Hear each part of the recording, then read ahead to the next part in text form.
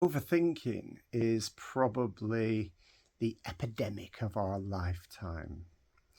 We're all on this endless search for something that's going to bring us peace, something that's going to bring us happiness, somebody that's going to bring us peace, a thing, a place, a way we want to feel, or with the way we want to look.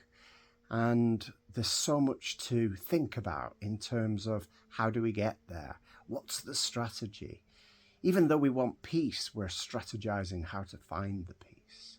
And in the end, all we can do is consider. All we're doing is thinking, how do I get the money? How do I get the girlfriend, the boyfriend? How do I get married? How do I have the children? How do I live happily ever after in this thing that I'm competing and comparing to everybody else, and I feel like I'm not doing it just as well. And the overthinking is punctuated by the self-criticism and the challenges, because maybe you're not getting to the peace, maybe you're not getting to where you want to get to, so you've got to overthink that as well. And then you wake up in the middle of the night, it's 4 a.m, and what's happening now? You're thinking again. You're considering some maybe inconsequential thing when you wake up in the morning, but it's going around in your head like a washing machine and you can't stop it. All you want to do is figure it out. There's got to be an answer. There's got to be a way to get these things done. Tomorrow's going to be really important because we've got to say the things we need to say. We've got to have the conversations. We've got to get the things. We've got to plan our day. And it's all got to fall in place. Why? Because we're hoping that it'll be peaceful. So we've got to plan it endlessly. So what is the overthinking? The overthinking is a collection of objectives that you've been given since you were very small. You've been conditioned into believing that you've got to do to get. And you've also been brainwashed into the belief that what will make you happy and peaceful are things, people, places. So you've got to chase them. You've got to get in the hamster wheel. You've got to get on the treadmill, and you've got to go from one thing to another. Today it's money, tomorrow it's a partner. The day after it's a holiday, and you've got to wait for that. So you've got to project into the future, and you've got to say, I'm not going to be happy just yet. I'll be happy when I'm on holiday. And then when you go to work, you're embedded in this idea that you don't like work. So you're chasing the moment you can leave work. Or you're chasing Fridays, not Mondays, because Mondays are negative and Fridays are positive.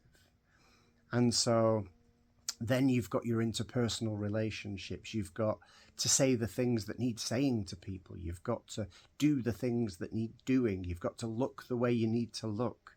You've got to have the person with you who feeds your peace or makes you feel better. And all of it needs planning. All of it needs strategy. All of it is chaotic, actually. And there's so much to do, so much to think about and get right. And what if it all goes wrong? I mean, there's a lot to think about there too. So what we've got to do is consider how many ways it can go wrong, how to mitigate it going wrong, and how to make sure that we get what we want and don't get what we don't want. That's what overthinking is. Overthinking is a collection of things that we need to chase and avoid. It is invented by ourselves. In fact, we're all chasing different ones. It's subjective to the nth degree. So you chase one set of things, I chase another. You avoid one set of things, I avoid another. In fact, we could even be chasing what each other avoids, and in a repetitive cycle of not realizing that it's just what we've decided arbitrarily will make us happy.